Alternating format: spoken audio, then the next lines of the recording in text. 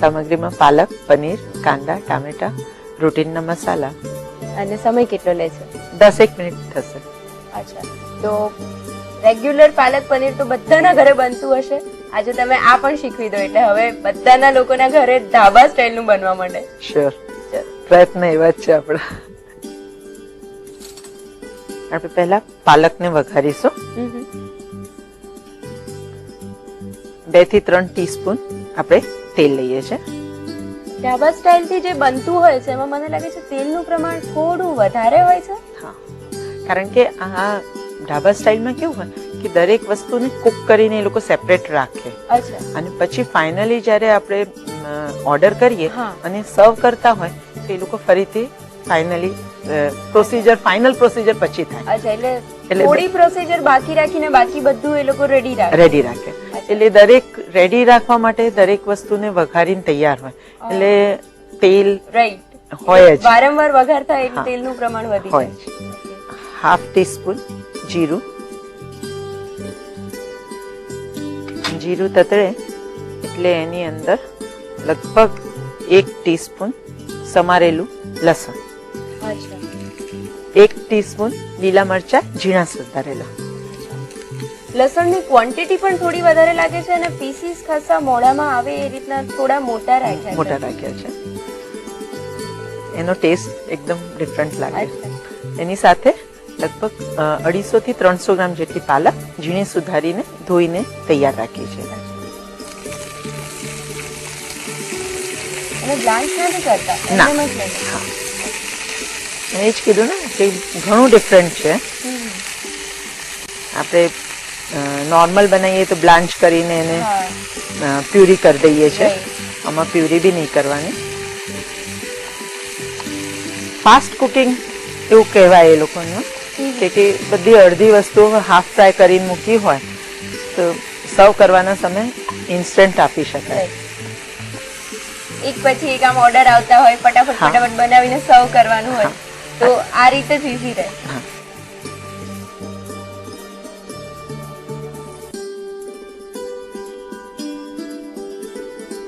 એની અંદર મસાલો કરીશું. સ્વાદ અનુસાર મીઠું, 5 ચમચી હળદર, 1/4 ટીસ્પૂન જેટલું લાલ મરચું. એનું પાણી વળી જાય ત્યાં સુધી આપણે એને કુક કરીશું. પાલકની સબ્જી જ્યારે પણ બનાવતા હોઈએ ત્યારે કલરનું એક ખાસ ઇમ્પોર્ટન્સ હોય છે. તો આ રીતે પહેલેથી કુક કરીને રાખીએ ત્યારે કલરમાં કોઈ ફેર પડે છે? ના, કુક થઈ જાય પછી કલરમાં કોઈ ફેર ના પડે. અચ્છા. એટલે ધોઈને એ લોકો પણ ખાસ એ ધ્યાનમાં રાખતા હોય છે કે પાલક એકદમ ફ્રેશ હોવી જોઈએ. ઓકે. જેથી કલર એકદમ સરસ રહે. જોઈ શકો છો તેલ એકદમ છૂટી ગયું છે, પાણી એકદમ બળી ગયું. ગેસ બંધ કરી દઈએ. હવે એક બાઉલમાં આપણે એને શિફ્ટ કરી દઈએ.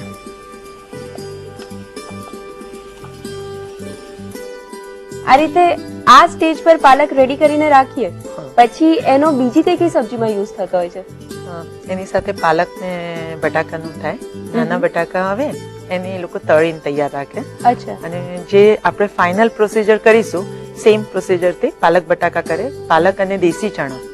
અચ્છા. ઢાબામાં છોલે એટલે નોર્મલ છોલે બનતા હોય પણ દેશી ચણા અને પાલક પણ બહુ બનતું હોય છે. અચ્છા, એટલે એ લોકો આ રીતે પ્રિપેર કરીને જે વસ્તુઓ રાખે એને ઘણી બધી રીતે યુઝ કરતા હોય.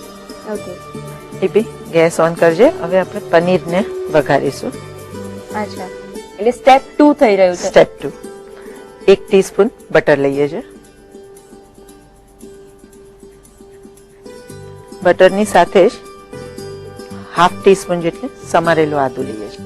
આદુના પણ પીસીસ થોડા મોટા રાખ્યા છે કે ખાતી વખતે પણ મોંમાં આવે. ચાવવામાં આવવું જોઈએ. આદુને સાંતળવાના સરખી રીતે. આદુ સંતળાય એટલે એની અંદર આપણે 100 ગ્રામ પનીર છીણેલું લઈએ છીએ. પનીર પણ આ રીતે વઘારીને જ રાખવામાં આવે છે. બધી પ્રોસીજર તૈયાર જ હોય.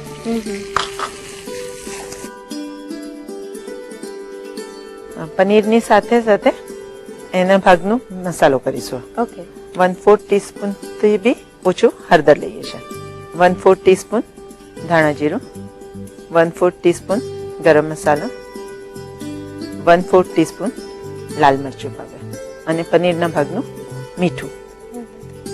એકદમ ચપટી બટર છે એટલે. અત્યારે પનીર છીણીને લીધું છે, ત્યારે આપણે ત્યાં નોર્મલી ઘરોમાં પીસીસ લેતા હોય છે, તો ઓથેન્ટિકલી શું યુઝ થતું હોય છે? છીણ યુઝ થતી હોય છે અને પાલક પનીરની સબ્જી પણ કહેવાય, પાલક પનીર ભુરજી પણ કહેવાય. અચ્છા. અને નોર્મલી રૂટીનમાં પંજાબીઓના ઘરે જ્યારે સબ્જી બનતી હોય તો આ જ પ્રોસીજર હોય અને પનીર હાથ ઘરમાં જ બનાવેલું હોય એટલે ક્રમ્બલ કરીને મતલબ છીણેલું જ પનીર લેતા હોય છે. અચ્છા.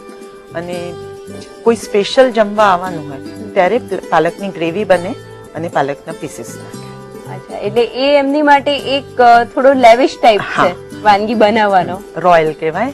રાઈટ. એ રીતે પનીરમાંથી બી બટર છૂટી ગયું છે. ગેસ બંધ કરી દઈએ.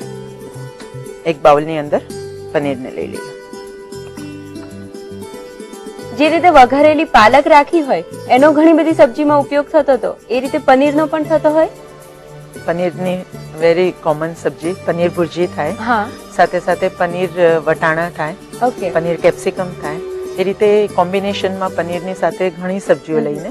અને પંજાબીમાં પનીર તો ઘણી બધી ડિશીસમાં યુઝ થતું હોય. પનીર હોટ ફેવરેટ કહેવાય. હા, મેઇન ઇન્ગ્રેડિયન્ટ. એટલે જ્યાં જ્યાં ભુરજી યુઝ થતી હોય ત્યાં આ રીતે યુઝ કરી શકીએ. હવે આપણે ફાઇનલી સબ્જી તૈયાર કરીશું. 2 થી 3 ટેબલસ્પૂન જેટલું તેલ લઈએ છીએ. 1 ટેબલસ્પૂન બટર,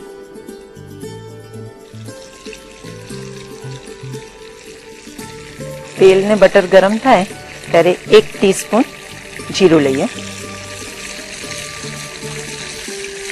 એની સાથે લસણ આદુની પેસ્ટ લેવાની. આ વખતે પેસ્ટ લઈએ છીએ. એ પણ 1 ટીસ્પૂન જેટલી લઈએ છીએ. સારા એવા પ્રમાણમાં લસણનો ઉપયોગ થાય એમાં. હા. લસણ આદુની પેસ્ટ સંતળાય એની સાથે લગભગ 1 મોટી સાઈઝની ડુંગળી અથવા 2 મીડિયમ સાઈઝની ડુંગળી ઝીણી સુધારેલી.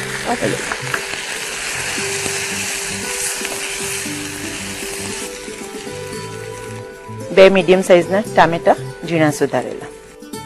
હવે હળદર લઈએ છીએ 1/4 ટીસ્પૂન, 1 ટીસ્પૂન લાલ મરચું, હાફ ટીસ્પૂન ગરમ મસાલો, 1 ટીસ્પૂન ધાણા જીરું અને સ્વાદ અનુસાર મીઠું, ફક્ત ટામેટા અને કાંદાના ભાગનું. અચ્છા.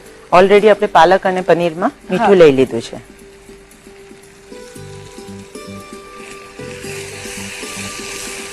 ટામેટા અને કાંદાને મસાલાની સાથે એકદમ સાંતળવાનું. ટામેટા એકદમ સોફ્ટ થઈ જાય ત્યાં સુધી આપણે એને સાંતળીશું. અને ટામેટાને આ રીતે તાવેતાથી થોડું ભાંગવાનું, જેથી થોડું પ્રેસ કરીશું એટલે હજુ નાના પીસીસ થઈ જશે. એકદમ ટામેટાથી તેલ છૂટી ગયું છે અને ટામેટા પણ એકદમ સોફ્ટ થઈ ગયા છે, કાંદા ચડી ગયા છે. હવે ફાઇનલી આપણે સબ્જી મિક્સ કરીશું. પહેલા પનીર એડ કરીએ છીએ. હવે પાલક એડ કરી દઈએ.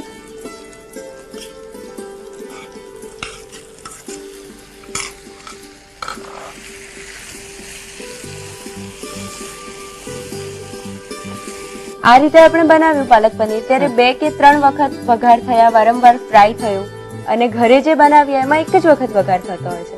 તો બંનેના ફાયદા ગેરફાયદા કઈ રીતે કમ્પેર કરી શકાય? ફાયદામાં એક તો થોડું જ્યારે ડાયરેક્ટ આપણે વઘારીને ઘરે કરતા હોઈએ તેમાં બેનિફિટ એ આપણને રહે કે એક જ પ્રોસીજર હોય, ઇઝી ગોઈંગ જાય, ટેસ્ટ તો સેમ હોય, પણ હેલ્થ વાઇઝમાં તેલનું પ્રમાણ, તેલ અને જે બટર આપણે લીધું એ થોડું ક્વોન્ટિટી પ્રમાણમાં ઘટી જાય. અને ગેરફાયદો તો એવું કઈ કહી ના શકાય, કારણ કે એમાં વિટામિન્સ તો બધામાં આપણે મિક્સ જ કરેલું છે. શાક થોડું થોડું સેપરેટ બનાવ્યું, વિટામિન્સ તો સેમ જ રહે, પણ ફાયદામાં અને ગેરફાયદામાં એક જ વસ્તુ કે એક તો ઇઝી કુકિંગ છે અને તેલનું પ્રમાણ આપણે ઓછું કરી દઈએ તો એ આપણા માટે ગેરફાયદાથી ફાયદો થઈ છે. ઓકે. શાક તૈયાર થઈ ગયું છે. ગેસ બંધ કરી દઈએ.